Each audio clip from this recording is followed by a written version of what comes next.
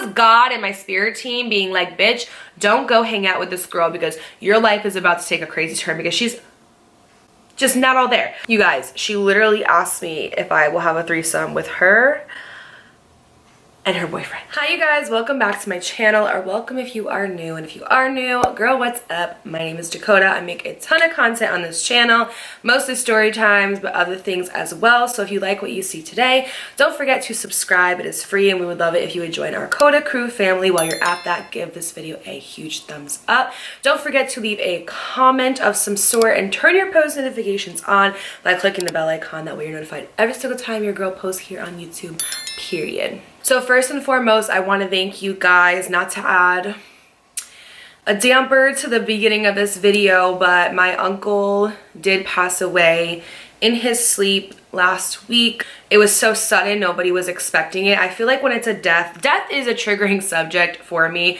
Alexis Jada just did a story time where she was explaining that for herself, and I feel like for us highly sensitive, empathetic people, death is such a triggering subject. I actually have diagnosed OCD, where I have these intrusive thoughts that if I don't do something like touch a light switch a couple amount of times, or step over the cracks, or eat an even number of chips, that somebody in my family is going to die, or I am going to die. I've worked severely through therapy to get rid of those tics, but regardless, death is a very triggering subject. I'm an absolute mess when a celebrity dies that I have nothing to do with, no idea about. When Kobe Bryant died, Cameron Boyce, like I was a mess for weeks. So let alone somebody in my own family. My heart breaks for them, for my dad, for his kids, for his wife. Just, it's so sad how we can go to sleep and not wake up the next day. How we can go to bed and be like, okay, in the morning, I'm gonna go to the gym, I'm gonna eat breakfast, I'm gonna do this and that, and then it's like you just don't wake up. It's a reminder to cherish, just a reminder to cherish everybody in your fucking life. Cherish everybody that's here, because they can be here one day, gone the next. 2 nights ago, I also got news that my childhood best friend passed away. He lost his battle with drug addiction. I knew him since I was like 8, and we were best friends in middle school. He got me through a lot of the stuff that happened. He was there for me. He was a safe space. Man, he had a kid. He just had a kid. He was working on getting his life together, and he passed away. So it's been a really hard week. I also really appreciate you guys who messaged me. I read every single one.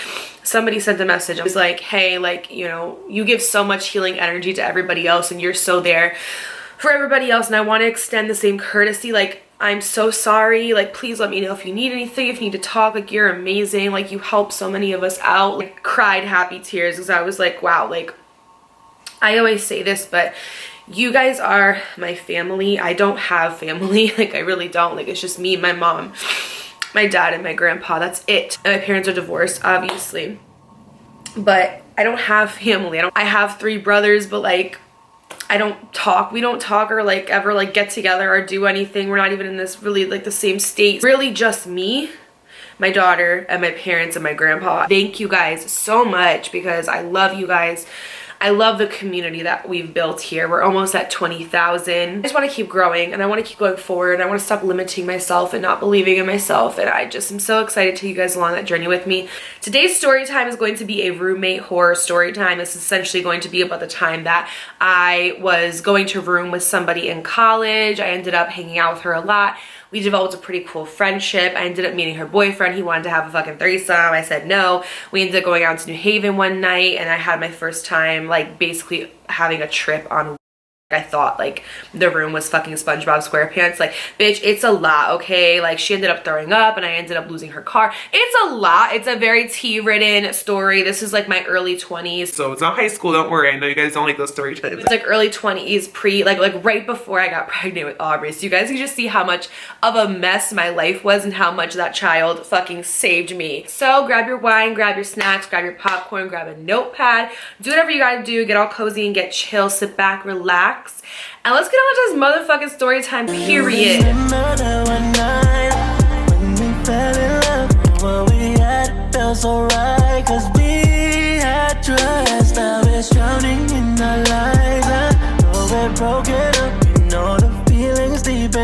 So this this is going to take place, first, a little backstory, okay, to give you some context of how I met this girl, etc. Before we hop into today's story time, I just wanted to give a quick thank you to today's sponsor of this video, Skillshare. Skillshare is an online community with thousands of classes for anybody who's looking to expand their creativity and learn new skills. It's an amazing investment in yourself and your personal growth. I was really interested in joining Skillshare because honestly, I really needed to learn how to start taking better care of myself. I felt as if every day I was waking up, I was just on autopilot. I was doing the same stuff over and over again. There was no change in my life. Everything was like super mundane, stagnant, and I honestly felt so burnt out towards the end of the day. I came across a class called The Ultimate Self-Care Playbook by Jonathan Van Ness, and I love this class because it focuses on making self-care not only realistic but sustainable as well. Self-care, in my opinion, is something that is so overlooked, especially with the modern days of social media. It's really oversaturated in a sense of like you have to have a ton of money, it has to cost a lot. It's actually a lot easier to implement it into your everyday life and make it a habit and a routine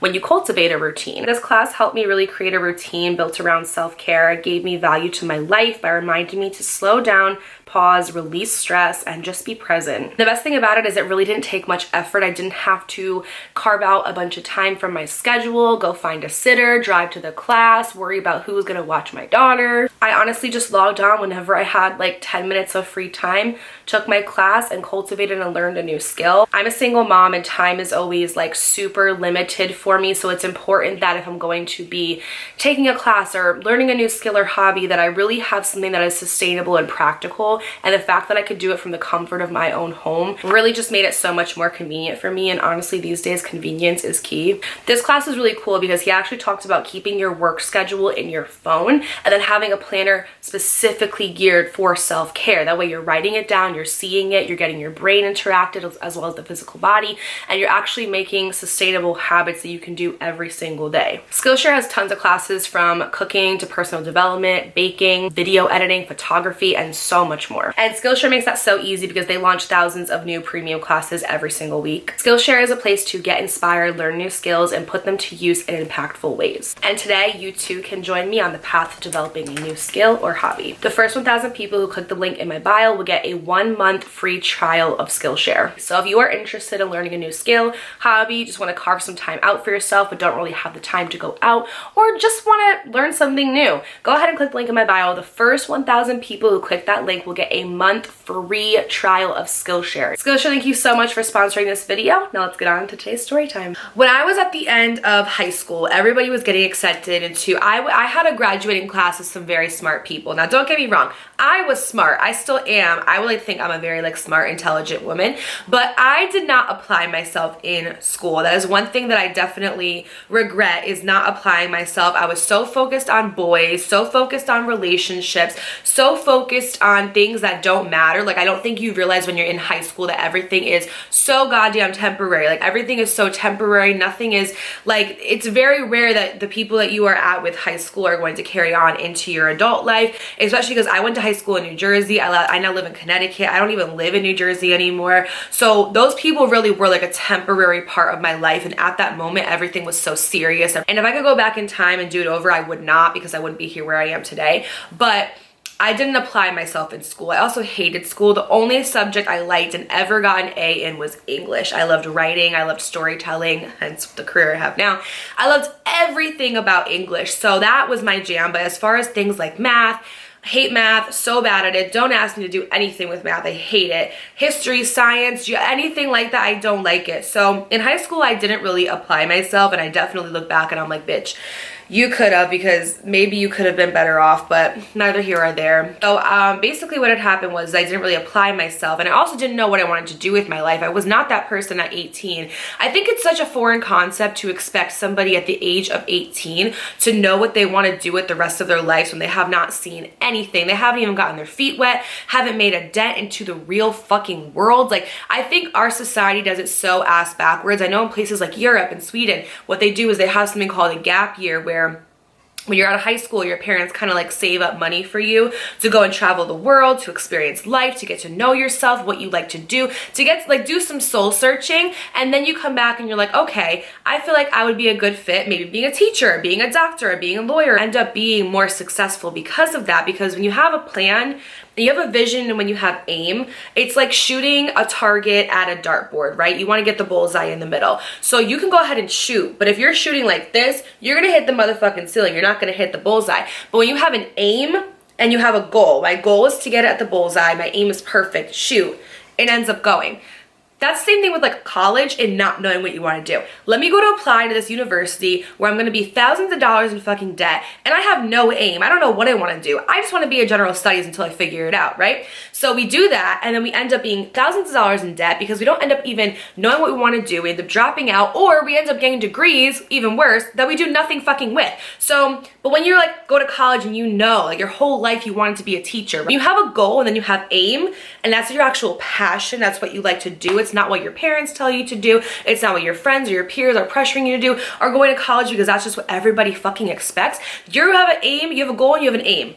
Perfect. You utilize that degree. You're happy paying it off because you have your dream job. Don't go to college unless you know what you want to do. I wish when I was going to college or figuring out if I want to, I would YouTube videos being like, should I go to college? Is college a waste of time? Is college for me? If you have to ask for a sign, that's a sign within itself. I'm so happy I went because I have stories from there. I met really cool people. I was able to develop my social skills, but more important, I was able to see that it wasn't for me. And then YouTube ended up falling into my lap many years later, and I now can say like I have my dream job and I'm so happy with it. But up until that point, I thought that I had to go to college because that's what I was supposed to do. So in that time of me trying to figure out myself out, I'm kind of insecure because everybody around me was so smart, applying to like TCNJ, Rutgers, like Montclair, like all these like amazing universities, and I would literally go on campuses to tour them, put my application in, and I would get denied. Sometimes denied is rejection, but rejection is sometimes redirection. You get rejected in one area because you're not ready, not in alignment with you, and so you get redirected into the path that you're supposed to go. So I was going to all these colleges, getting denied left and right. So in my mind, I thought, okay, what can I possibly do? I don't want to go to a community college because I did not want to stay in my town. I was getting to a point where I was like, I hate this fucking town. It's so small. There's so much drama. Like everyone's always talking about everybody else and I can't do it anymore. I want to leave. I don't want to be here. I want to leave. I want to start fresh. I want to start new, meet new people who know nothing about me that I know nothing about. And I want to dorm, okay? So basically I was in a situation where I was trying my hardest to get out of Pumpkin, okay? And this college comes up, and it's specifically a college that has a specific program for kids with disabilities. Now, if you guys don't know this about me, I don't think I ever talked about it. I have a learning disability in math, and I also have a learning disability in language and perception. So what that means is like a teacher could be on the chalkboard writing out a equation for math, and the class will get it. But for me, I need it to be explained a couple more times in order for my brain to fully develop and comprehend what they're saying, and then I can do it. Literally got diagnosed through a whole board of like education of people. I had to go for tests numerous weeks, early in the morning, afternoon, and then finally they evaluated me and they were like, yeah, she needs an IEP. If you don't know what an IEP is, it's basically a list of things that you need in a classroom, like extra help. Sometimes with people with ADHD, they have little like pop-its or something like that. I would get extra help, extra time on tests. I have an academic support teacher where I'd go to her and I'd be like, hey, I need help with this, that. Sometimes people would have learning disabilities to the point where they needed an academic support teacher in the classroom with them. Mine wasn't that severe. Nonetheless, I had a learning disability, okay? And I got made fun of for it very fucking much. They had this program specifically for kids who had learning disabilities, and it was very inclusive. Like, hey, we know that you don't have the credentials, but we also know that you have a disability. With your IEP, you can get into this college, and basically you'll have extra help to make sure that you can navigate and maneuver. And my mom tells me about this college, and she brings it to my attention. She's like, hey, I know that, you know, every college has basically been a bust, and you feel like you're wasting your time. But give this college a chance. Like, you never know. Like, you can go, you can love it, you can start new and fresh. Let's just go and see what happens. So this college was called Mitchell College. It's in New London, Connecticut. It's right by the beach, you guys. You literally walk outside of this college and there's a beautiful beach right in front of you. They had bonfires there. They had like concession stands, they had study halls, they had like this one place where you can go and play pool and play games. They had a beautiful walkway, a tennis court, volleyball, like a place where you can go mudding. It was literally my fucking dream college. And nobody in my school was applying to it. Nobody was going to it. So I was ecstatic and I was like, this is my fresh start, God. Thank you, angels, spirit team, thank you. Little did I know, basically I had to do an interview. In the interview, they said I was going to come, I was going to do a face-to-face interview. They were going to get all my, you know, letters of recommendation. They were going to get all my information. And then I would basically find out if I was in or not. So me and my mom, I believe my fucking crusty stepdad at the time came. And it was the three of us and we all drove down together, and I was super freaking nervous because I was like, oh my God, this is make or break. What if they don't like me, etc. I was like very insecure at that time. So I was driving down and I go to this college, we get out, we go inside, and we go into this like beautiful office with all of these beautiful frames filled with like sand and like lighthouses. It was very like beachy vibes, these like beautiful blue walls, and it was just a beautiful office. There was like sparkling water, there was snacks, very nice and homey and welcoming. So we walk in, we sit down, I meet with the advisor of the college, and we do our interview. And the interview, my mom was like, oh, so how do we know that she got in? How do we go about that? Are we gonna hear from you in a couple weeks? And the girl was like, oh no, she already got in. She was in before this interview. It's just, we had to do a face-to-face, you know, little just get together. And so I was ecstatic, you guys. I really thought that this was like my new beginning. This was my ticket out of all of the fucking heartache and trauma and pain that I went through in high school. I was like, oh my God, I get to start my life.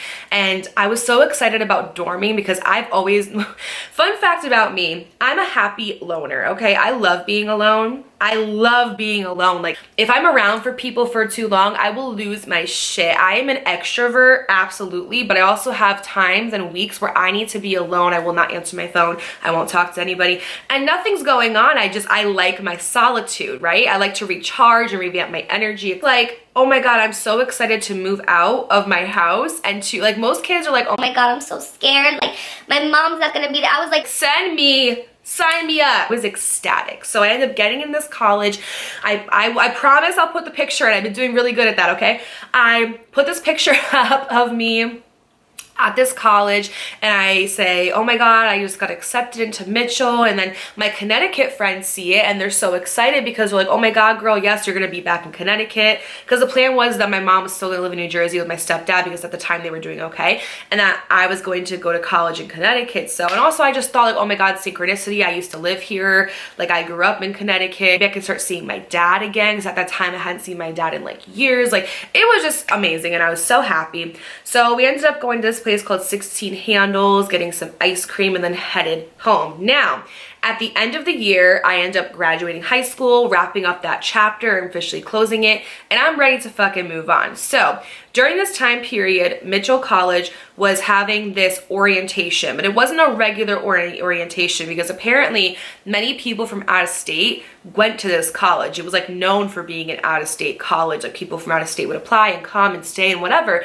So they had orientation where basically for a whole weekend from Friday to Sunday, everybody, even if you were local or not, came to the college, stayed for the weekend, and it was perfect because all the upperclassmen were completely moved out of the dorms, and basically we would have all access to staying in the dorm, staying in the common area, and just having a fucking blast basically, and getting to go to the beach and bonfires, and it would be so much fun. So I was so nervous because at that time I used to be very introverted. I didn't become extroverted until I had my daughter at around age 20. Younger Dakota was very different. She was super introverted, like to herself, didn't like to open up and express much, like had really bad social anxiety. So I'm like, oh my God, I don't fucking know anybody. I'm just gonna go stay in these dorms for the weekend and be with somebody I don't know. And like it was just so weird. Promise this makes sense. I'm giving you the backstory onto how I met my roommate. So basically what had happened was I pack up my stuff. My mom decides that her and my stepdad are gonna stay in a hotel for the weekend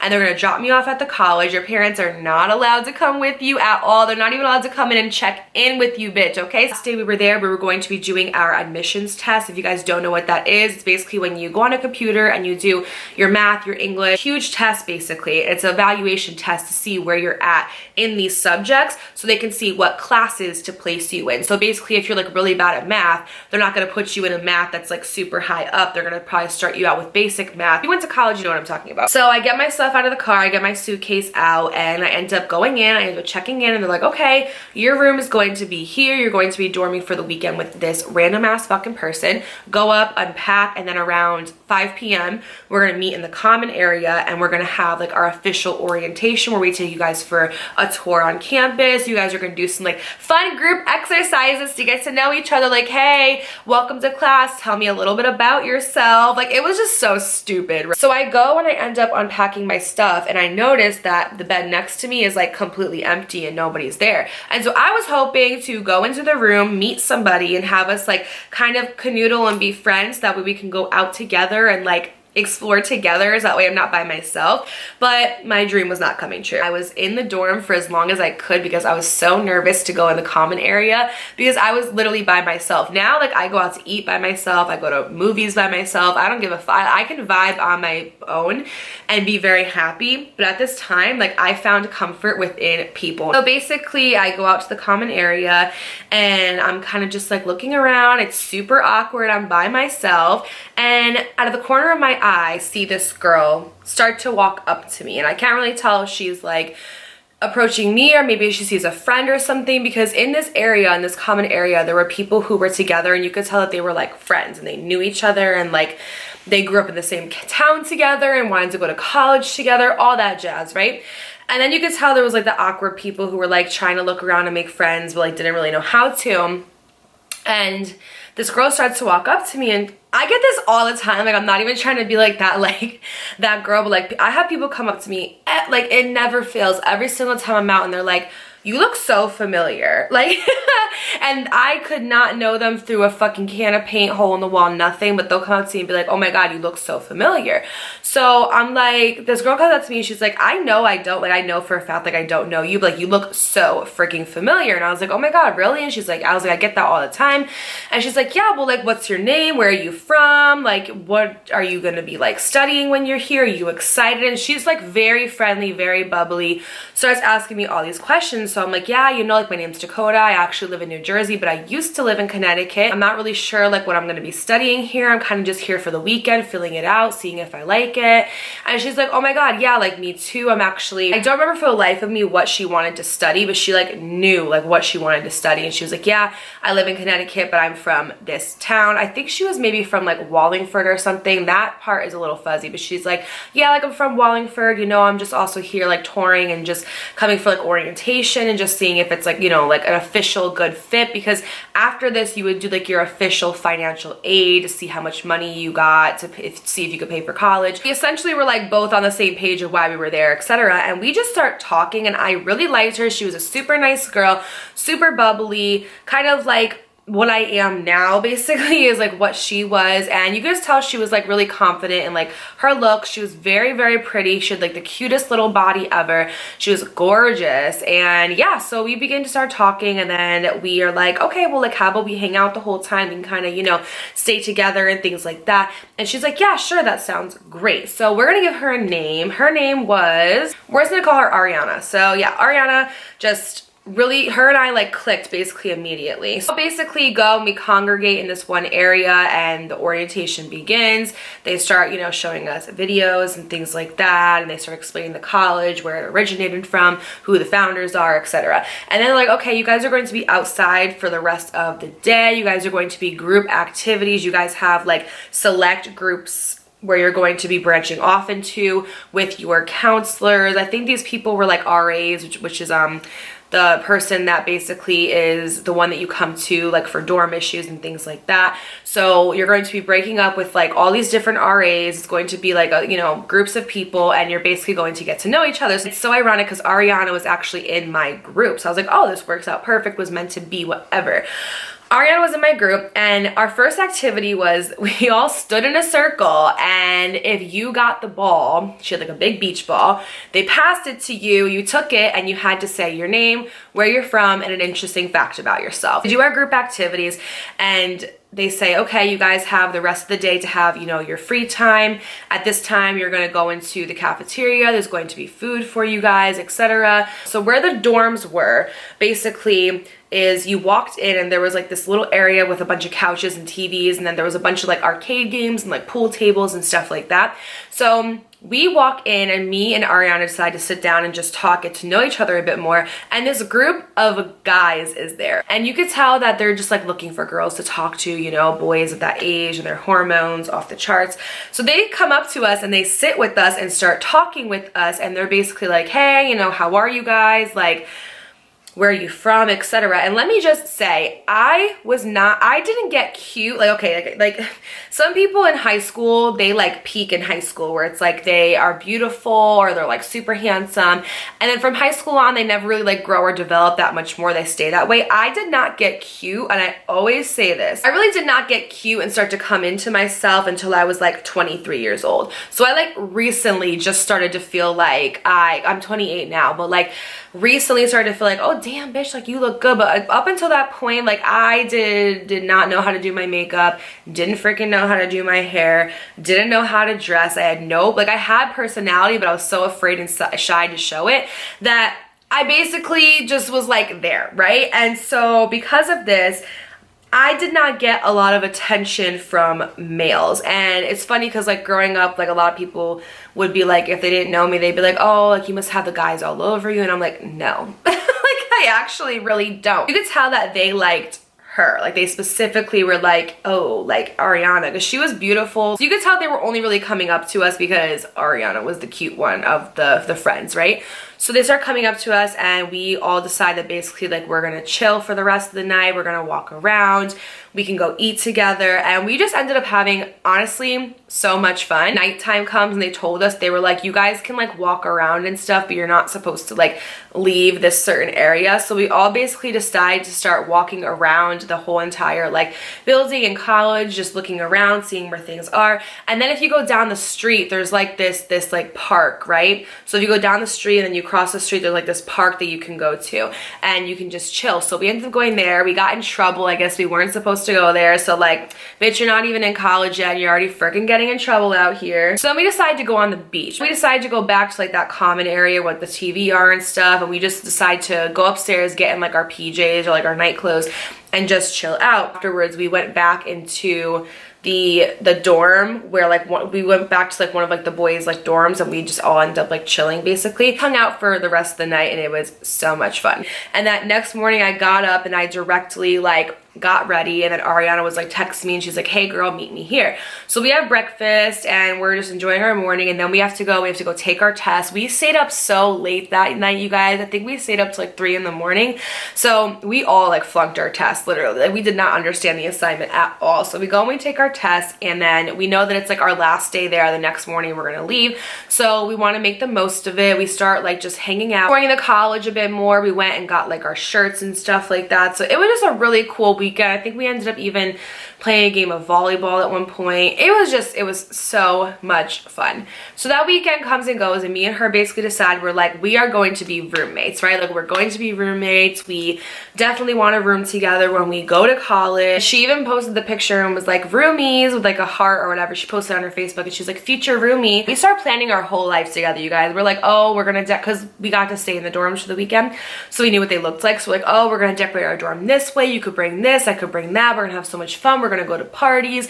And I have to say, the campus was just beautiful, and it was such a fucking dream, and I couldn't wait to get out of Pompton. Now, as usual, nothing could ever be normal for me. Nothing can ever go that easy. It's like, bitch, you fucking thought you were getting out of here. You thought your whole life was gonna be planned for you. You know, there's a thing called a credit score, okay? Tell my mom how much fun I had, and it was such a good weekend, and I can't wait to go. And she's like, okay, great, I'm gonna start to do your financial paperwork. So financial aid is basically the amount of money that the college or the state or whatever is willing to give to you to meet your tuition. So say the tuition of the college is like, I don't know, like $30,000 a year or something, right?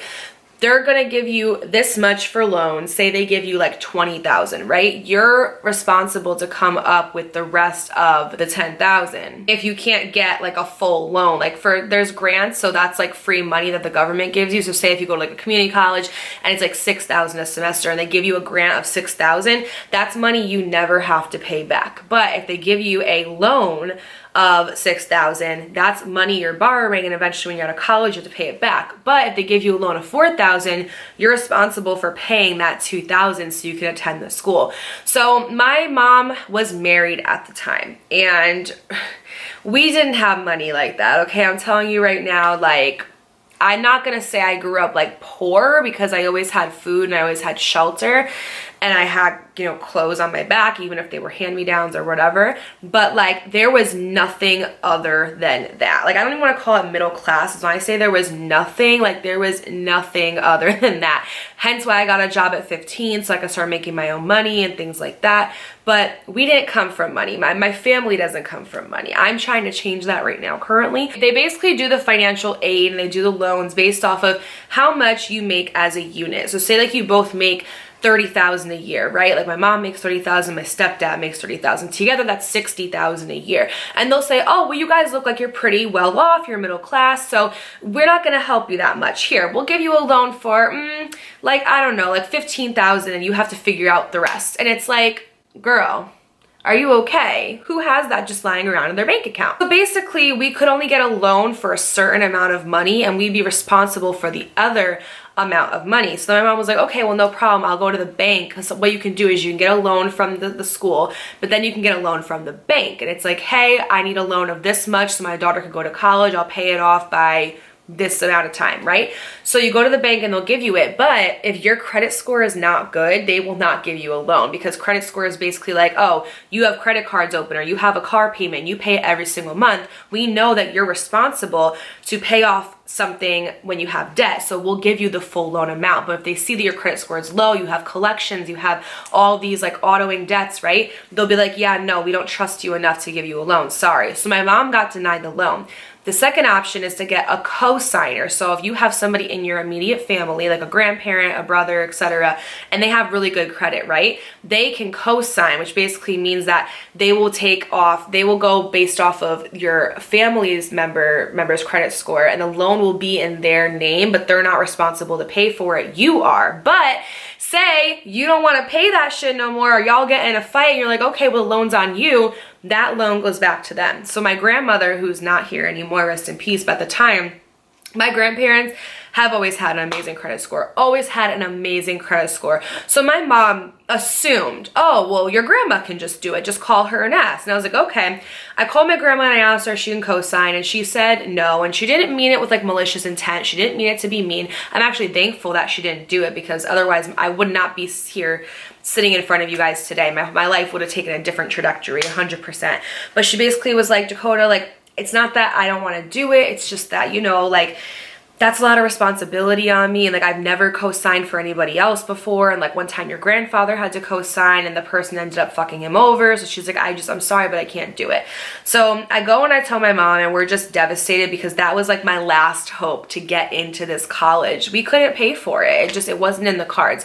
So unfortunately, my mom had to tell them no, and my dream was fucking crushed, okay? So I ended up enrolling for a community college, and the end of that year wraps up of me being in New Jersey, and my mom and my stepdad divorced, and I end up making my way back to Connecticut, okay? I've told this story a million times, packed everything I could into my 1992 Honda Civic that was ready to break down, drove all the way from New Jersey to Connecticut, and I moved in with my dad. Now, this is where the story is going to pick off. So I turned 19 years old. Since I hadn't gone to this college, I kind of had stopped talking to Ariana, because I felt bad. Like, I had because I made a couple friends when I was there, and I had people messaging me, be like, when are you gonna end up, you know, being here? Like, I'm actually going a little bit early because I want to unpack, and I already picked out my dorm and who's your roommate. And I was ignoring everybody because I was too upset to admit the fact that I wasn't going to this college. So I basically just like ghosted everybody, okay? So the end of February rolls around, and I get a Facebook message from Ariana, and she's like, hey girl, I just saw that, you know, you moved back to Connecticut.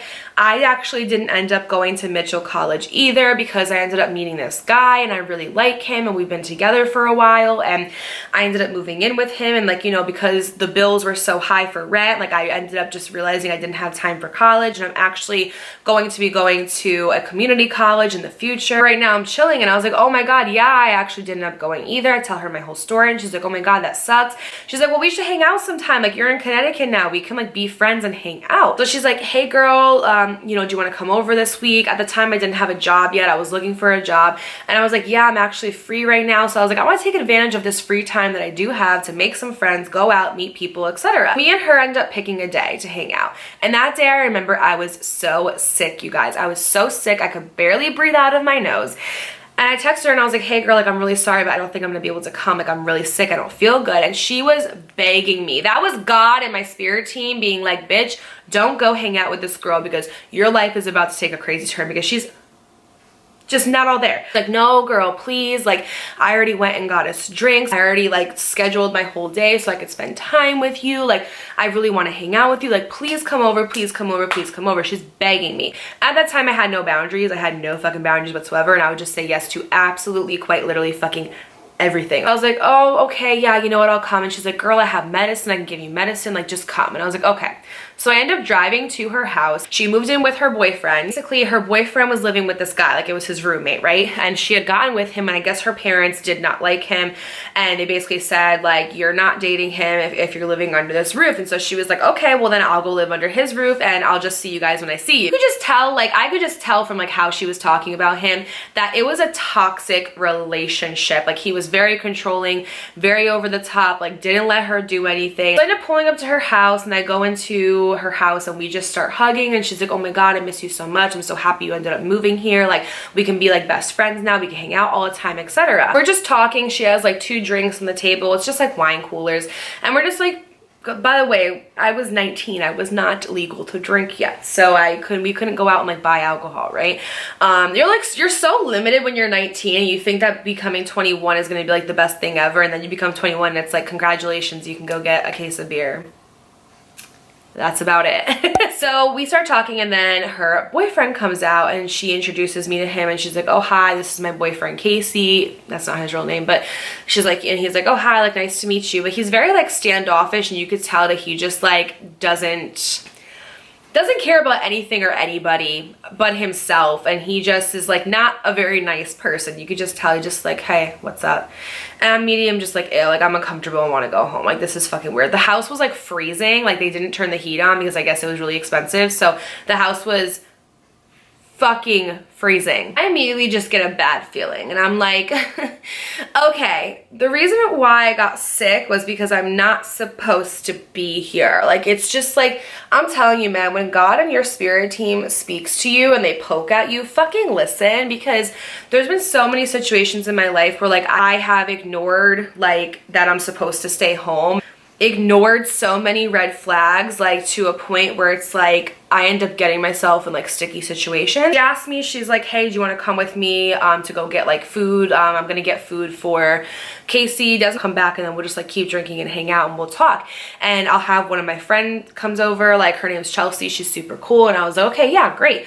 So we end up going and getting him the food and coming back, and she goes into the room and she gives him the food, and she's in there for 15 minutes, and I'm in the kitchen by myself, okay? And I'm at the kitchen table and by myself, and his roommate is over there on the couch with his girlfriend. They're not talking to me or saying shit. I'm like literally sitting at the kitchen island by myself. I'm fucking freezing. If you guys don't know, I never wear jackets. Like, I just hate them so much. So it will be like full-fledged winter, and I will literally walk outside when it's like -3 degrees, and I will just have like a t-shirt on. And so she finally comes out 15 minutes later, and when she comes out, the boyfriend and the girlfriend are like, hey, we're gonna actually go like stay at her house for the night. You know, like I'll be back tomorrow. So she's like, okay, like bye. And they end up leaving, and she sits down with me, and she just is looking at me, and it's fucking weird. Like, she's looking at me and she's not saying anything. So I'm kind of just like,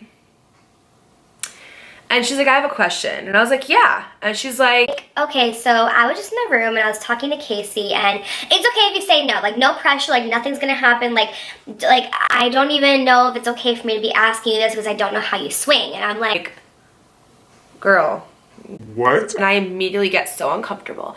So uncomfortable, every fiber of my body is just like, girl, get out. Get out! Run, Forrest, run, exit stage left, leave, okay? And she's like, okay, so I'm just gonna say out loud, Casey wants to know if like you'd be interested in like having a threesome with us. Cut the cameras.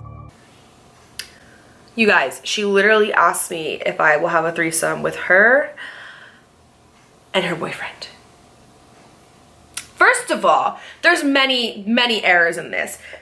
If they were a couple that normally did this, I would be like, okay, that makes sense. You guys like to do this together. They weren't. They never did it in their life. And she told me that. She was like, you know, he just thinks like you're really pretty. And like, we've always just like thought about doing it, but never have. But like, we never have actually done it before, or like even asked anybody or tried. And you know, like we're like, me and you were like kind of like cool and close. So I figured I'd ask you. I would be so offended if I lived with my boyfriend and I brought a friend over for the first time and the first thing he said to me was, go ask her if she wants to have a threesome. Is it crack, cocaine, or meth you smoke? What type of drugs you want? I was shocked. I was appalled. Okay, I was flabbergasted. I was like, oh no, girl, like sorry, like I really just like, I don't swing that way. Like I just, no. Immediately no. Immediately no. Immediately no. No is a complete sentence, by the way. And she's like, oh, okay, are you sure? And I was like, yeah, I'm sure. And she's like, okay, I'll go tell him. And then she leaves and then another fucking 30 minutes passes by. And then she comes back out and she's like, hey, Casey's gonna go to work. What do you wanna do? You wanna like go out somewhere? Do you wanna like go to the movies? Do you wanna go out to eat? Do you wanna just hang out? And I was like, whatever you wanna do, girl. And she's like, okay, yeah, we'll just hang out. So for the rest of the night, we just end up having some wine coolers. We end up like watching a movie and then we end up passing out and going to sleep. I did sleep over. I'm a fucking idiot. Trust me, I know that. I've learned, I've grown, and I've changed. So as I was saying, me and Ariana ended up staying at the house. Very stupid of me. If you're going to learn anything from this video, do not do what I did when before I had Aubrey. Anything before Aubrey is honestly, I look at myself and I'm like, Dakota, what the fuck is wrong with you? But honestly, I grew up in a very like sheltered, like not sheltered, like I had like, my mom was strict. She was strict for good reason. She was trying hard to protect me. I would do the same thing with Aubrey. But me as a child, and still to this day, I don't like being told what to do. I hate authority, I hate restrictions, I hate anything like that. So when you tell me not to do something, I'm going to want to do it that much more, literally, because you're telling me not to do it. As I said, her boyfriend was not there. He was working an overnight shift, and his roommate and his girlfriend left the house. So, but at the same time, who knows, they could have came back. I don't know these people, so it wasn't very smart. So the next day we wake up and I kind of, you know, just wake up, eat breakfast, and I end up going home. I would go to the hangout at that house probably, I want to say like 2 more times. Ended up meeting this girl, Chelsea. She was super cool, super nice. Me and her ended up kind of getting, you know, like forming a little bit of a bond. I'm not entirely sure what happened after that, but me and Ariana ended up not hanging out as much for the next month going forward. And then when it started to get warm, she basically called me and was like, hey girl, me and my boyfriend ended up moving. We have our own house now. Would love for you to come by sometime. So I ended up coming by and I ended up hanging out with her. He wasn't there. Whenever I was there, he wasn't there. I made it specifically like that because I didn't like him. He gave me creep vibes. You know how girls have those boyfriends where it's like they try to get with all their friends, but then when you tell them, like they're like super like in denial, like, oh no, like that's not true. And the man ends up being like, yeah, she's crazy. I never even hit on her. And then ends up being a whole thing. It was kind of like that. So I made sure to not be there when he was there. But at the time, like I saw Ariana as a person that was just like, honestly, like lost and troubled. And I felt like, okay, maybe if she's around a good influence or maybe if she's around good people, maybe she can become a different person. Like it seemed like she just needed guidance. If there's anything that you guys learn like from my story times, literally, is to start seeing people for who they are instead of who you want them to be. Because not only did this happen to me in relationships, but friendships as well, where I would see people for who I wanted them to be or who they could be potentially. And when you have a friendship for potential or you're dating for potential, it is so hindering towards your growth. You cannot control other people, and sometimes they have to learn their lessons and understand their assignments later on in life. It is not up to you to get them to do it sooner. So in this situation, I really should have, well, I was so young, but now looking back, reflecting, I realized like, girl, like this girl was just like so lost, right? And like, I just thought, okay, maybe if I hang out with her, she'll become better and like make better decisions and not get us in so much shit. I was seeing her for who I wanted her to be instead of who she was. And that is like probably the biggest lesson here that I want to just convey to you all. right? Like, she hadn't really experienced a whole lot because she kind of grew up in a sheltered home. I grew up in a strict home, but I experienced a whole lot at a young age. So I had a lot of wisdom with me, even at 19. So I thought, okay, maybe like she just needs more life lessons in order to mature a bit more. So he was basically trying to isolate her from like everybody, telling her that she couldn't hang out with certain people, couldn't go certain places. And I just personally felt so bad that I was like, I need to step into her life and save her. I go over the house and, you know, like we're talking and she's updating me about her and her relationship and her parents and things like that. And then again, Chelsea ends up coming over. We have a girls' night. We all go home. Now, this is where shit hits the fan. Chelsea calls me one day and she's like, girl, you're never going to believe what just happened. And I'm like, what? And she's like, basically, me and Ariana were at the house and I guess he thought that there was like some guys over there or something like that. So he ended up coming into the house,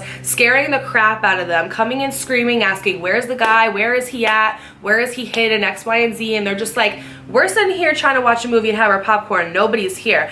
I guess he was like adamant that a guy was at the house or something. I don't know. So he ends up coming in, like breaking down the door, screaming at the both of them. And he's trying to like, I guess Chelsea was like, I'm fucking leaving because this is like psychotic. And he's like, no, until I find him, you're not leaving. He tried to literally block her car to the point where she could not leave the driveway. And they ended up having to call the cops. Okay. It was crazy. So the cops came and got him and he basically got kicked out of the house. So at this point, Ariana was living at this house by herself. Now she knew in her heart of hearts that this was not something she was going to be able to afford and not something that was going to be sustainable, but she was like, you know what, I have a couple months until the lease is up. I'm going to write it out. I'm going to try my hardest to, you know, just like at least make the last 2 rent payments. But until then, like, let's cut up. We have a free house. We can do what we want. We don't have to worry about him coming here anymore. Like, let's have the time of our lives, right?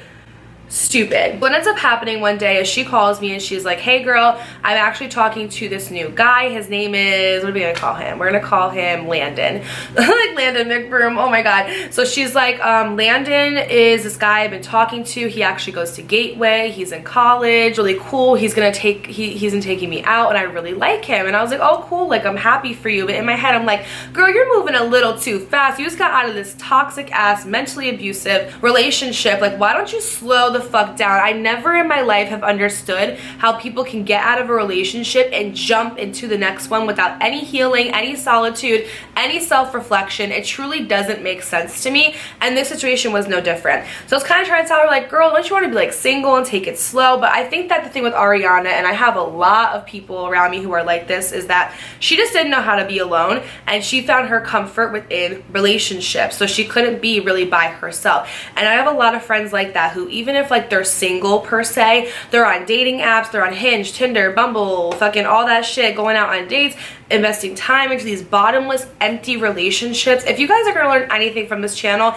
enjoy your season of singleness. You have the rest of your life to be married, cuddled up the rest of your life, but you will never get these days of being single back. And in your season of singleness, if you just develop a relationship with God and the universe and develop a relationship within yourself and get to know yourself, what you like, what you don't like, where you want to go, where you don't want to go, where you want to be, the person and woman that you want to become, I'm telling you, if you are fruitful in your labor and season of singleness, the seeds that you plant now are going to water and come into fruition later, okay? Like, please just listen to me when I say, like, use your singles in the singleness to work on yourself, bitch, okay? Learn your shadow work, learn your triggers, like, sit with that internal conflict. Stop trying to drink it away. Stop trying to fuck it away. Stop trying to just make people fulfill a void inside of you that you can only fill yourself, okay? Happiness is an internal job and it comes with you. Everything starts and ends with you, okay? So she's like, no girl, you know, he's really cool and actually he wants to hang out tomorrow night. Do you want to come? And I was like, yeah, sure. What are we gonna do? And she's like, we're gonna go to this house party. And I was like, oh, okay, yeah, awesome, sounds good. She's like, okay, I'm going to pick you up at this time. We can get ready together. We can maybe go eat, catch up. I'm like, okay, cool. So she comes to my house and pulls up and calls me and tells me to come outside. I come outside and I'm confused because I see her sitting in the passenger seat and I'm like, Ariana, you said you were picking me up. Did we get an Uber? Did we get a chauffeur? Uber wasn't even around at this time, bitch. I'm old. So I'm like looking and I'm just like, what the fuck? And I turn around and I see this like straight out of a Fall Out Boy music video, okay? Like freaking Pete, what's his name? Pete Winston. or is that Panic at the Disco? Whatever that guy named Pete, he looked just like him, bitch. He had the haircut, he was like a total skater boy, okay? If this was me during my phase of when I was emo, I would have fucking loved this man and been begging at his feet to give me a chance. He had the like typical skater boy haircut, like the swooped bangs, like he just looked like trouble and like grunged out, and like he just was like everything from like a Fall Out Boy meets Panic at the Disco ass bitch. And I come in and she's like, hi, this is Landon. And he's like, hi, what's up? And I'm like, oh, hi, like nice to meet you. And she's like, yeah, so we're actually just gonna go like straight to the party. And I'm like, oh, okay. And I'm thinking in my head, like, I thought you said you wanted to go get food, do this and that, X, Y, and Z, like, what's going on? And she's like, oh, yeah, you know, yeah, we're gonna go get food. We'll go get, like, Wendy's or something. And I was like, okay, cool. So we start driving, and right off the bat, I didn't fucking like him. Eventually, I liked him down the road, but at first, I didn't fucking like him. I'm gonna tell you why. He was rude. He goes to the end of my street because they were like, oh, do you have a Wendy's near you? And I was like, oh yeah, it's actually like right down the road. I'll tell you how to get there.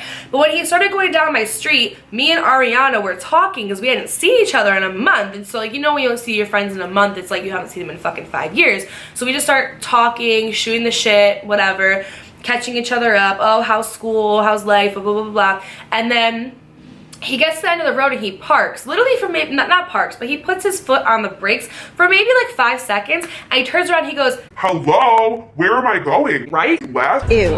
I was like, so I'm kind of just like, and I'm like, oh, it's left over here, then you're gonna take a right and then you can't miss it. It's like right on the right. He's like, okay, thanks. But like mad fucking rude, and I'm just like, ew, already disgusting. I already don't like you. Like first impressions are everything to me, and like, I don't like you. Ew. Ew. Ends up going to Wendy's, we eat, and he kind of starts like easing up a little bit, and basically I learned a lot about Landon. He is a drummer in a band. He starts opening up to me, telling me, yeah, I'm actually a drummer, and it like made sense because he had like gauges in his ears, and he had like the skater boy haircut, and you could just tell that he was definitely like one of those like drummers, I'm in a rock band, like, but he was kind of cute though, I'm not gonna lie. So he started to ease up, and his personality ended up coming out. He ended up wrapping it up at Wendy's and heading over to the house party, and on the way there we pick up Chelsea. I'm not gonna lie, you guys, we had a really good night, but this is where I ended up not liking Landon anymore. Long story short, my friend Ariana, like most of my friends, was a lightweight. She got drunk really fast. Now I'm Irish, like I'm really fucking Irish. So girl, I could drink, okay? I can drink and then I could not feel anything. So all my friends, I end up having to like take care of them usually because I'm the only one that's like coherent and able to do so and stable. So this night was no different. Chelsea ended up actually leaving a lot earlier, and I was stuck taking care of Ariana. So what happened was I was at the party and she started to throw up. So I was like, okay, you know what, girl? I'm gonna go get you home. I'm gonna put you, I've literally done this for so many of my friends. Even like a month ago with my friend, and it was her birthday, I took that girl home. I bought her McDonald's, tucked her in bed, gave her water, made sure she changed into her pajamas, like cleaned up her apartment. Like, bitch, it was like, like literally I'm such a mom, it's insane. So I was like, you know what, girl, let's get you to your apartment, let's get you in bed, like you don't need to drink anymore, whatever. And I'm thinking in my mind, because let me tell you, like I said, Landon drove her car to come pick me up, which means that if one of us is going home, we all have to go home. But Landon had friends there to take him home, and he lived right in New Haven. She lived in like Wallingford, which was like 30 minutes away from where we were, okay? So in my mind, I'm like, let's all go together, and you know, like we're all gonna leave. And he's like, yeah, you know what, I'm having a couple beers, I'm feeling nice, I think I'm gonna stay. And I'm like, what? And he's like, yeah, I'm gonna stay, but like you can bring her home. And I'm like, what the fuck? There's no way. If you are a good guy and you're talking to someone that you actually genuinely like, you're gonna drop everything when your girl starts getting sick, and you're gonna want to make sure that she gets home safe, that she's protected, and that nothing bad could happen to her. Like, he just was like, I don't know, there was something too fucking fries short of a Happy Meal, okay? So as she's in the bathroom throwing up, I'm kind of waiting for her to come out, and this guy ends up walking by, and we're only going to talk about it for like 2.5 seconds because he was not shit. But this guy ends up coming by, and he basically looks like, okay, so like if Landon is like the lead singer of Fall Out Boy, he's like the backup singer. So he walks by, not my type at all, but he ends up like, I don't know, like, you know when you're drinking, you're at a party, you kind of just end up like sitting on the floor and talking to a random fucking stranger until like 3 a.m. That's what ended up happening. And he's like, wow, like you're so deep. I've never met a girl like you before. Like I could talk talks to you for hours. And so he's like, well, what are you doing after this? I was like, oh, I actually have to go bring my friend home because she's throwing up, etc. And so he's like, oh, okay, well, like, why don't you like maybe like stop by after? And I was like, no, I actually can't because I have her car. I was like, she's the one that, you know, drove me here. So if I'm taking her home with her car, my car is at my house, I have to wait until she's okay tomorrow morning to fucking drive me home and pick me and drop me back off. Landon gets this great idea of, oh, Dakota, just drive her home, make sure she's safe, lock the door, and then go hang out with Fall Out Boy backup singer. Now I'm looking back at that and I'm like, you're fucking stupid. Like, why would I leave my friend to go hang out with this guy that I just fucking met? That's so irrational, so stupid, so psychotic. So that's what I did. This was like 9 years ago. I don't want to hear shit in the comments. This is not shoulda, coulda, woulda story time. This is story time, okay? If you're gonna make a dumb comment, I clap back, okay? I clap back in the comments. You can get it, your auntie can get it, your cousin can get it. So I suggest that you talk to me nice. Or don't talk to me twice, period. So what ends up happening is I end up doing that. I literally dropped Ariana back off at her house. She went in the shower, I like tucked her in bed, and I kind of asked her, I was like, hey girl, is it okay if I use your car? I'm gonna go hang out with this guy for a little bit. I promise I'll come right back with it. And she said okay, but like she was drunk, you guys. Like she didn't fucking know what was going on. I made sure that, you know, everything was good, everything was secure, locked her doors, and I end up going to this guy. Well, no, I go back to the house party. I still vividly remember this to this fucking day, what the house looked like, what it smelled like, everything. I end up picking him up and we go back to his house and we just chilled. He had like a cute little balcony outside. He had like a little guitar. He started playing it for me. And we go out there and we just started talking. I'm not even joking. Trust me, you guys know I'm so super transparent, super vulnerable. Nothing happened. Nothing fucking happened at all. We didn't do anything, okay? We literally sat out there looking at like the skyline of New Haven, because New Haven is kind of like New York. It's very like city life environment. Seeing like the stars and like the lights and everything is super just like nostalgic. Out of nowhere, it's like 4 a.m. and my phone starts blowing the fuck up, okay? Blowing up, and it's Ariana. She's calling me, she's texting me, she's leaving me voicemails. She's like, where is my car? Where did you go? What happened? How did I get home? What the fuck is going on? Where's my car at? Like literally freaking the fuck out. And I don't blame her. This girl basically just woke up out of like a rest of like not knowing what happened. She was super drunk, she was throwing up, her car's not there, I'm not there. I guess Landon wasn't picking up his phone, so I understood where she was coming from. So I immediately am like damage control, so I'm like, I gotta fucking go. So I end up getting in her car, and also it was so disrespectful that I took her car and went to this guy's house. Like, that's somebody's fucking car. You don't do that shit, okay? So just, and also, God forbid something happened, like I hit it or got in an accident, that shit would have been on me. Learn from my mistakes. I did it so you don't fucking have to. Instead of getting in Ariana's car and driving back to her house, I'm like profusely apologizing, and she's like, don't worry girl, it's okay, like I understand, but like, you know, next time like make sure I'm not drunk before you take my car. And I'm like, okay, we can arrange that. But we ended up hanging out, baking some cookies. We ended up probably watching like a movie or something like that.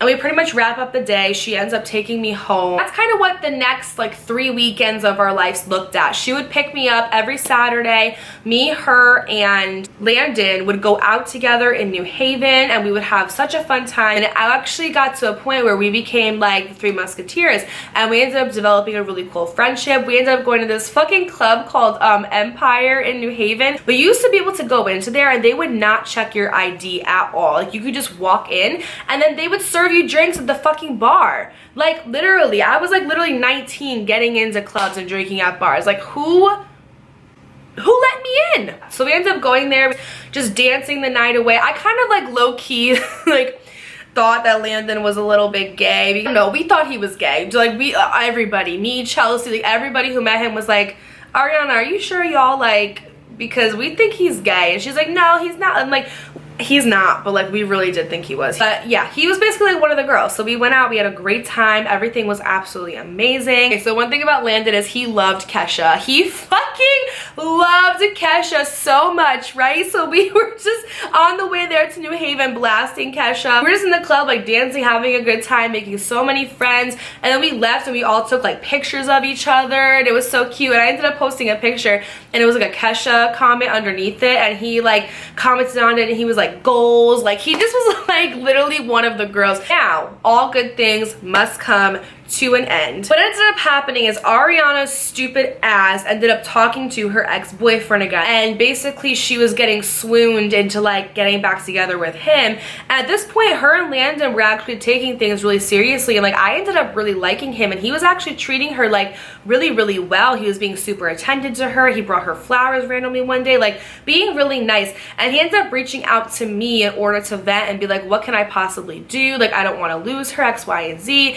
And he basically was just telling me that she just like wasn't giving him a chance, and that he knows he can treat her better than her ex and she deserves better. I was even trying to convince her not to get back with him. I knew it wasn't going to work out. And Landon had ended up like meeting her family and stuff, and her family really liked him and approved of him. So I'm like, girl, you can go in this doorway right here, have a good guy who likes, you know, he likes your family likes him, you guys can build a life together, or you can go backwards to this crusty, dusty, rusty, musty man who ain't shit and you shouldn't be with him in the first place. So ultimately, as we do as young, naive girls, she ended up choosing her ex-boyfriend. So he was kind of like messaging me because he was like heartbroken, and he's like, I don't know what to do, I'm so sad. I was kind of giving him advice to move on and things like that. I felt super bad for him. So with Landon out of the picture, we now had Ariana back in a relationship. But I'm not gonna lie, they only got back together for maybe 2 weeks, and during those 2 weeks, like, she would always call me and be like, oh my god, we're fighting so much. I would try to tell her, girl, you need to just leave him and move on, create a better life for yourself. But it is so true that when people say that when you're ready, you're ready. So this 1 week rolls around and Ariana calls me, and it's basically the same synopsis of me and him broke up. I'm so done with him. I want to go out tonight. I want to get lit. Let's go. So I'm here just trying to support my friend. At the time, I was actually talking to my daughter's father, Ryan, who we name in this series. A lot of you guys asked me questions on, can you do stories about her dad, how you met him, and all the events that led up to me being with him, as well as after. And I basically already answered all of those questions. I did all of those story times. The first one I ever did on this channel of Caught My Ex Cheating is all about our relationship, how I found out he cheated on me, and then finding out I was pregnant after. And then if you want to know what my life was like after, my pregnancy story part 1 and part 2, the time I dated a Marine, like my time in college, all of that stuff is basically already up there. So we decided that we were going to go to the mall, and then we were gonna buy matching outfits. And you guys, I literally just got rid of this outfit maybe like 3 years ago because I was like, girl, we can't be wearing this anymore. You literally look like a fucking sailor, like in those shorts and that top. But I'm not gonna lie, like, we looked so cute, we looked so good. This was definitely like my skinny queen era. But we went to the mall, we got these adorable matching outfits. It was like a white top with some black on it, and then it was like these high-waisted shorts, right? So we ended up going to this one place, and I can't for the life of me remember what it was called, but we ended up getting in. Okay, this one place actually checked your ID, and if you were 18 and older you could get in, but like you couldn't obviously drink, and they did ID you. So we were not drinking at all. We were kind of just out having a good time. I kind of had enough. Like, a bunch of guys tried coming up to us and like grabbing us. There was a bunch of like just like weirdos there, a bunch of weird men. These guys kept trying to come up to us and dance with us, and we kept saying no. So at one point they literally like grabbed us, like from, I'm not even joking, like grabbed us from behind and started like grinding on us. And I was like, and immediately, no, shut it down, case dismissed, story's over, we're leaving, like, I'm done. Don't touch me, do not touch me, like, you don't know me, you do not own me, I'm not your property, do not touch me. That's the most disrespectful shit ever. I can't stand that when guys do that when you're out, or when they pass by you and like touch your back. Like, don't touch me, say excuse me, use your mouth, open up that throat chakra and talk. I was like, girl, let's just leave, let's like go get pizza or go get food or something. Tell me how we're walking out. And good thing my intuition was so spot on, because I noticed this and picked it up really quick, and if I didn't, I really think that we could have gotten like stolen, or somebody could have tried to like take advantage of us or something like that. So we're walking out, and as we're walking, we're leaving the club. And let me remind you that like New Haven at night, in certain areas, it's not safe to walk around if you're like a girl. I'm just gonna be honest. It's always good to have like a guy with you, or somebody who's bigger than you, or just have like protection on you. Have pepper spray. Now I always walk around with pepper spray. I never used to. Have some sort of like defense weapon on you, because things can happen literally anywhere and nobody is immune to it. You always think that it won't happen to you until it does. So we were walking out of the club, right? And so like here's the club and here's the street. So we start walking, and as we're walking I hear somebody walking behind us. And so I turn around and it's these two like grown-ass men, probably like in their like 30s, right? I feel like they're following us. Like I just felt like they were following us. And I didn't know why, but everything in my gut was like, go back to the club, turn around, go back, go do something. Like I felt like they were following us, and I got such a bad, horrible sinking feeling in my stomach. So we're walking and they just keep following us, and I was like, okay, what are we gonna do? The car was kind of parked away, and this is not an abnormal thing. Usually people will go out and then they will all walk together to their cars safely, but at this time it was just me and her. We were so young, like literally like 19, like literally so freaking young, right? And at this point, like I know they're following us, and everything in me was like, Dakota, you have to do something. So what I did was I was walking, and then I pretended to answer my phone, and I'm on the phone and I'm like, hey, what's up? And I'm like making up like a thing, right? And freaking Ariana's so stupid. She has no idea what's going on. She is literally that, like I tell you, she had like no life experience, like none whatsoever. She has no idea what's going on, no like social cues, nothing. So she's like, oh, who is that? Who's calling you? Blah, blah, blah. And I'm like, girl, shut the fuck up, shut up. So we're walking and I'm like, hey, I'm like, oh, okay, cool. You're back at the club? Okay, sorry, yeah, we were gonna meet you at the car, but we'll come meet you now. Oh, are you with Brian? Okay, we're chatting Brian, okay.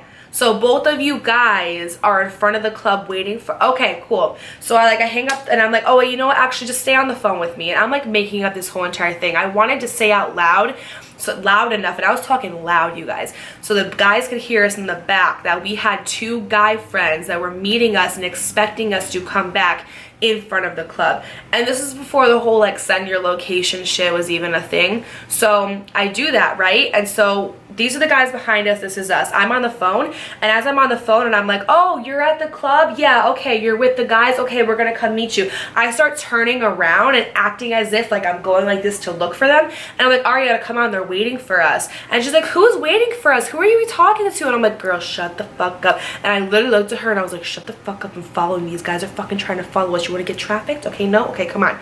So we start walking back, and tell me how the guy, listen, this is how I know they were fucking following us. Like, they said something along the lines of like, I can't remember for life of me the exact words, but they were like, oh my god, that's so fucking dumb, like blah blah blah blah, like she's really acting like she's on the phone right now. Like they were literally like so mad that I caught on to their plan, whatever their plan fucking was, and that I debunked that shit and walked around them. And as soon as we got around them, that's when I started running, because I was like, okay, no, like I am not gonna end up on a freaking news channel tomorrow. We gotta go. So we start running, and the whole entire time, like Ariana was trying to ask me like what's going on, and I'm like, girl, I will explain when we get somewhere safe. So we ended up just like running into this pizzeria, and we stayed there for probably like 30 minutes just to make sure that they weren't gonna come back or weren't gonna like, because you could tell they were pissed. Like they were trying to follow us for a reason, you guys. Like if you weren't following us and that wasn't the intention, and say I was just reading the room wrong, he wouldn't have said anything. It would have just been like, oh, okay, like I don't know, that girl's talking to someone on the phone, cool. And they would have kept going. They were following us for a reason. Make sure you carry pepper spray or even like a taser, honestly, if it's legal where you're at. Just carry something that you can defend yourself with, because it could be you. And you always think that it can't be until, unfortunately, you have to be put in a situation like I was, where you're like, oh shit, like this could be an actual thing. We stay in the pizzeria, and I'm telling her everything about how these guys were following us. And she's like, girl, thank God for you, because I honestly didn't even have any idea. I wasn't paying attention. And I was like, okay, like what do you want to do? I think we should go home. Looking back, I wish I would have fucking went home. I wish I would have went home. I wish that I would have just like smartened up and been like, every time I hang out with this girl, it's something, right? Like, you know that kind of friend you have where it's like every time you hang out with them, it's some kind of drama, it's some kind of just like always chaos, always chaotic. You can never just have a chill time. And I asked her, I was like, oh, do you want to go home? We can have like a girls' night. We could watch movies. Like, we can just try going out another night. And she was like, no, girl, like I really want to go out. I'm trying to get my mind off of my ex. And I was like begging her. I'm like, can we please just go home? And she drove. Always bring your own car. This is like, I learned from that situation, and I always do it to this day. always bring your own car. You can control when you show up, when you leave. If there's an unsafe situation, you could dip. Like, I actually have this friend that actually lives like right near here, maybe like 5 minutes away. He's having a little get together at his house. We can go, we can chill, and then I'll drop you back off home, like no problem. And I'm like really not wanting to go. And back then I really just was like a pushover. I let people walk all over me. I had no boundaries. Boundaries where don't know her. And it really cost me in the long run, because the story that I'm about to finish right now, something really crazy happened to me and it could have been life-threatening. But I finally am just like, you know what, fine, like we'll go to this guy's house, we'll chill, whatever, and then we're gonna go home. So I finally cave in, and she's like, do you want to go get like Burger King or something? I'm like, yeah. Tell me how this girl she was so pretty, but I swear sometimes like the hamster wheel was rolling and the hamster fell off a long fucking time ago. We go into this Burger King and she's driving, and all of a sudden like she pulls into the parking lot where she's trying to go through the drive-thru. Oh my god, all of a sudden I hear the car go boom, and it like, we literally go like this, like the car goes like this and then goes back down, and I'm like, what the heck just happened? What's going on? Apparently she was driving, and you know how like in like the parking lots there's those little like things that you could walk on. They're not like sidewalks necessarily, but they have like a little walkway. So say like here's the cars on this side, here's the cars on that side, there's like a little walkway right here. This girl was so busy, I don't know, in La La Land or whatever, she literally didn't see that, and she drove right fucking over it, you guys, right over it. And I was like, oh my god, girl, we gotta make sure that your car is okay. And this thing was like taller than her Honda, so she essentially like scraped all of the underneath of her car, as well as the front as well, like right near the headlights. So I was like, we need to make sure your car is okay. Tell me how we're in a drive-thru and it starts making noises. And I'm like, no, this is not how my life ends in a Burger King in New Haven. It's not going to happen. We almost just got our lives ended back there with those two weirdos following us. Now you're telling me I'm stranded in the middle of a Burger King on Humphrey Ave in New Haven? No fucking thank you. So I ended up like calling at the time my boyfriend, which was Aubrey's dad, and I'm trying to call him because apparently he knows so much about cars, even though he can't ever fucking keep one. And I was trying to call him to make sure the car was okay. He wasn't answering. So finally I texted him and I was like, hey, this happened with the car. It's making this noise, whatever. And he's like, yeah, you know, it should be fine. The worst thing that's going to happen is like, I don't know, like the tire falls off, or like, you know, it starts smoking. Like nothing really big. Nothing really big. That sounds like a big deal to me. A man would have been like, oh my God, let me go check that out for you guys. Let me go make sure it's okay. Can I pick you up? Do you need anything? No. So we get through the chaos of that drive, end up getting our food, and we're eating, and I eat, and I'm like, you know what, maybe this night's gonna turn around. I got some food in me, you know, it's still early, the night's still young, what could possibly go wrong? And Ariana make our way to her friend's house, right? And when I say friend, I didn't know at the time, but I knew after we left that she barely knew this dude. She literally met him like one time at the college that she was going to. So she met him there, and I guess they exchanged numbers, and he was like, hey, if you want to come over, I live near campus, you can come with your friends and we can chill. So to her, he was a good guy, but like I said, this girl had no experience and was so sheltered that she didn't know how to read people's character. She didn't know how to look at somebody and be like a good judge of character and be like, oh, okay, like they seem genuine or they seem sketch. Like, she didn't know that, okay? So at the time, honestly, I was getting to know that about her. Now I look back and I see it, but at that time I was like, oh, maybe she just is like ditzy or something, I don't know. But no, she had no radar, no judge of character, nothing. So we ended up going to this guy's house, and it's like him, 3 other guys, and like 2 girls, and like they're playing beer pong. Again, an unsafe situation. You could tell they were like definitely older than us. Like, I had no business being there. I freaking 19 years old, and yeah, it was like really awkward. Nobody was really talking, and then everyone's like, oh, let's play beer pong. I love playing beer pong. I'm so good at it. So I started doing that, loosening up, getting to know the guys. I can like pretty much make friends with like absolutely anybody. So we're all talking. So the night is actually going pretty okay. And then I make the awful decision to go upstairs with the guys because they're talking about smoking, okay? So I am not an avid THC involver. Honestly, I'm like, I do it like maybe like once in a while, like once in a blue moon, but it's definitely not anything that I do consistently. I'm definitely more of like a drinker. I really even do that nowadays. I'm just old, I guess. So tell me how we go upstairs and I make the horrible decision to, I don't want to get demonetized. Let's just say I did rips of something, right? Like just, you know, like, let's just say, right, theoretically, I did a rip of something. Don't be like me, don't do this. So I start doing that, and this guy's teaching me how to do it better. He's like, oh, if you want to feel more of it, you just do that, hold your breath for like a certain amount of seconds, and then you blow it all out. And I'm like, okay, cool. So I'm not feeling anything. So I'm going like back to back doing this, right?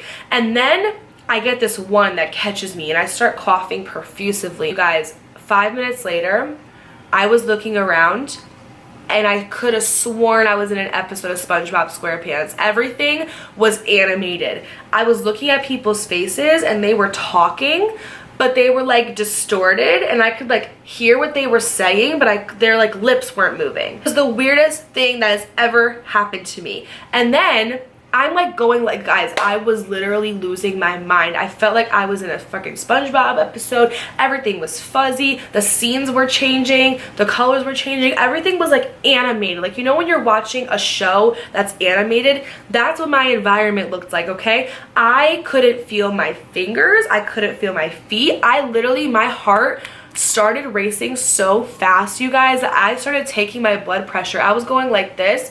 And I was like, Ariana, time it, because my blood pressure was like literally through the roof. My heart was racing so fast, and I had had anxiety my whole entire life, and I knew what anxiety felt like versus when you just take too much of something. And in that time, I knew like it was just too much for me, and my body could not handle it. I was freaking the fuck out. And I looked at Ariana and I was like, can we go? And this is the last time we hung out, by the way, for this specific reason. I looked at her and I was like, can we go home? And I was begging her, can we please go home? Can you please drop me off home? Because you guys, I thought I was gonna have to go to the hospital. My heart went, and if you've ever like done like, or if you've ever done like just like smoke too much, you know exactly what I'm talking about, where you think that you have to go to the hospital because your heart is beating so fast. So I literally thought I was gonna have to go to the hospital, you guys. I was already planning out calling my dad, telling him what happened, getting in trouble. Like, I literally was foreseeing me having to go to the hospital to get help because I did not feel okay. And you guys, I told her that too. I was like, girl, I don't feel good. I think I have to go to the hospital, X, Y, and Z. This girl dead ass looked at me and was like, can't you wait like an hour? Like, I'm having fun. You guys, if you have friends that when you're out and you're down and bad and you say, can we go home? And they don't want to leave because they're having a good time, when they know damn good and well that you are not okay and you're asking to be taken out of that environment, get new friends. Get new freaking friends. I do not care if we just got there an hour ago. I don't care if we've been there for 5 hours. If you say as my friend that you don't feel okay and that you want to go home, we're going home. We are leaving. I am taking you wherever you need to go, and I'm going to take care of you, because that's what a good friend does. Somebody can easily take advantage of you. Your friend could go off with somebody, go talking to somebody, or go hang out with somebody, and because you literally can't even recite the alphabet because you're so gone out of your mind, somebody can easily snatch you up and take you. Have friends like that. I only surround myself with people who are like me when it comes to girls stick together. We all go to the bathroom together. We come together, we leave together. This world is not how it used to be, and it is sick. You need to look after one another. And if you have friends who are so fucking selfish that when you go out, they don't want to take you home or go home because they're having a good fucking time and they're valuing an ain't shit guy that they're talking to because they have some liquid courage over their friend who's not feeling good, fuck that. So I was just like very upset because I felt like in that moment I was communicating that I needed something and that I didn't feel okay and I didn't feel safe, and she just like wasn't there for me. And there was this girl I will never forget. She was so annoying. Her voice was like something with nails on the chalkboard, and she's like, I don't understand, like, do you usually smoke? Do you like smoking? Does this usually happen? Like, girl, I literally feel like I'm in a SpongeBob cartoon, and your voice is pitching at a fucking point that doesn't need to pitch. Be quiet. Exit stage left. Shut it down immediately. I'm done. Cut the cameras. I literally was like, I need to go home. I need to go home. So I thought my boyfriend at the time, my child's father, wouldn't have her yet, but he ended up, yeah. Okay, anyway, so I was like, let me call him and see if he can pick me up, even though he don't got no car. Never had a car, never has a car. And if he does, he never has insurance on it or a license or any of the above, right? So I'm like, let me call him and see if he can pick me up. Doesn't answer, and it's only like midnight, and this guy used to be up till like 2 o'clock in the morning, going out, going to hookah bars, probably cheating on me, definitely cheating on me, doing God knows what with who knows where. So I call him, he doesn't answer. I call him like 5 times, he doesn't answer, and he's a light sleeper, so I know that he's ignoring my calls. And I text him and I was like, I have an emergency, can you please come pick me up? Doesn't answer. So I literally, you guys, by the grace of God and my spirit team, I don't know how I got through it, but somehow I was able to get myself to lower my heart rate. I didn't even meditate at this time, so I don't know how I was able to do so, but I was able to get myself to calm down, not fully, but to a point where I didn't feel like I had to like literally, you guys should have seen me. I was sitting on the floor going like this with my phone, check my blood pressure. It was so dramatic and insane. Finally, when Princess Ariana decides that she wants to go home, she's like, okay girl, come on, let's go. And I'm like, finally. So we go in the car, and the whole entire time she's acting so concerned, like, oh my God, are you okay? How did that happen? Is there anything I could do to help? Do you want to stop and get a drink? And I was like, no, just take me home. And I'm not gonna lie, I had an attitude because I was upset, because if that were her in that situation, I do not care if I was with Drake himself, okay? My future baby father. I would have been like, I gotta go. I gotta take my friend home. She is not okay. I was acting like it. I wear my emotions on my face, and I was really pissed off. And I'm like, no, just take me home. Just take me home. Like, you want to act all nice and all concerned now? Where was that energy an hour ago when I was begging you to go home? But you wanted to talk to this dude because apparently you just can't freaking be alone and be by yourself and focus on yourself, so you got to be securing it with the next guy. That way you're not alone. She takes me home. I don't really say more than 2 words with her. I'm just like, bye. Go upstairs, and honestly, I had a 4-pack of Reese's in the fridge. I don't know why.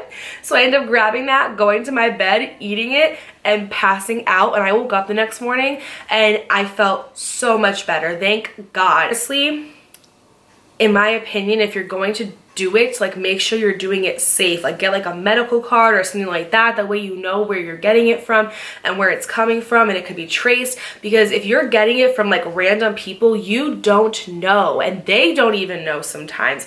Like, if you never know, like, it's not safe anymore. Things are being laced with fentanyl. Like, look what happened to like Mac Miller, you know what I'm saying? Like, it's not safe anymore. Definitely do not do that anymore. Honestly, it's just not worth it to me. And I find ways to manage my stress that are a bit more natural, like CBD or something like that. My body just doesn't do well with it, and that's okay. It happens. But don't be going into random strangers' houses. If your friend is talking about, no, come on, let's go, and you want to go home, go home. There's Uber, there's Lyft. Call a friend, call your parents, call somebody, okay? It's better to call somebody and ask them to come get you than to have something bad happen to you. At that time, if Uber was around, I definitely would have taken it. I was trying to be a people pleaser, and I was trying to water down my needs and not advocate for myself to make somebody else have a good time and feel comfortable, and I'll never do that again. On top of that too, you guys, make sure you're looking out for red flags in friendships. Friendships sometimes bring the worst trauma to our lives, even outside of romantic relationships. And I think it's a really smart idea that when you see red flags in a friendship, that you assert or you figure out what you want to do going forward, because sometimes the people that you have around you are the reason. Oh, hold on. Sometimes the people that are around you are the reason why your life is the way that it is. It's the reason why it's stagnant, not going anywhere, not moving, chaotic, dramatic. You really are like the 5 people that you hang out with the most. It's scientifically proven. If you're with 5 broke people, you're going to be the 6th. If you're with 5 complainers, you're going to be the 6th. If you're with 5 miserable people, you're going to be the 6th. But if you're around 5 people who are doing well for themselves, are happy, healthy, wealthy, rich, you could be the 6th. You know what I mean? It's all about perception and energy, and we absorb so much from other people, and sometimes we don't realize it. We're so quick to be like, oh, toxic relationship, narcissistic men, narcissistic boyfriends, relationships, blah, blah, blah, blah, blah. What about friendships? Why do we not put as much emphasis into toxic friendships as we do into toxic romantic relationships? I really feel like we need to start looking more into who we're hanging out with, who we're surrounding ourselves with, what they do and who they are, and if it aligns with us and our morals and our core beliefs. I think that that is honestly so freaking important and not talked about enough. And in this situation, I definitely had a friend who honestly was just chaotic. She was chaotic. Her life was full of drama. It was full of mess. A lot of times she put herself in the situations that she put herself in, and instead of me realizing that and walking away, I was trying to help somebody who, honest to God, didn't want to freaking be helped. And that is when, honestly, I really had to take a look at who I was surrounding myself with, because in every time that I hung out with her, I found myself in unsafe situations. Now I am so much smarter. I always take my own car wherever I go. I always make sure I'm looking at my surroundings. I make sure I'm with people who are safe, who have the common sense to know that if we're in a sticky situation or an unsafe situation, they can pick up on social cues and things like that. A lot of times when we hear about these people who go missing, or these people who have tragedies happen to them, a lot of the cases, like true crime that I've been watching, have everything to do with somebody being with a group of friends and then going missing, or being with a group of friends and something bad happening to them because they're not watching out for each other. So I think it's really important to raise awareness about looking out for your friends, okay? If they want to go home, take them home. If you want to just stay and party, cool. Drop them off and then come back. That's just the type of friend that I am, so I make sure to surround myself with people who are like-minded as well. After this story, honestly, you guys, I never saw her again. We have talked recently over the past like 5 years, but I never hung out with her again. I didn't feel comfortable. I didn't feel safe. I felt like she just wasn't that type of friend that I could rely on and really trust. It showed me who she was as a friend, and I just couldn't surround myself with that anymore. So yeah, that is my story of my horrible roommate. I put roommate in quotes because she was supposed to be my roommate, and then she wasn't. Obviously, it's a little clickbait, sorry. Or I might name it like my crazy ex-friend that got me into some shit. I don't know what I'm gonna name this. I think it might be a roommate story time because it's kind of, I don't know, that's what we started out with. But thank you guys so much for joining me for another story time. If you did enjoy this video, don't forget to give it a huge like, hit the subscribe button, join our Coda Crew family. We would love to have you, and turn your post notifications on by clicking the bell icon. That way you're notified every single time I post a video here on YouTube. Leave a comment down below if you ever been in a toxic friendship or with other friends that were super toxic or got you into some shit. How did you get out of it? Are you still friends with them? Just tell me if you've ever been in an experience like this. Also, let me know down below where you guys get your gym clothes from, because I really am trying to look for like some cute new gym clothes. That way I can start having my hot girl summer body, okay? This post notification shout out is actually not even going to be for a post notification. It's going to be because this girl, her name is Kat G, told me that somebody is impersonating me here on YouTube. They're going by the name Text Me on Telegram at @Dakotacross. I'm gonna put a little picture up here what their profile looks like. They're using my picture and basically commenting on my comments, basically telling people that they want a giveaway of some sort.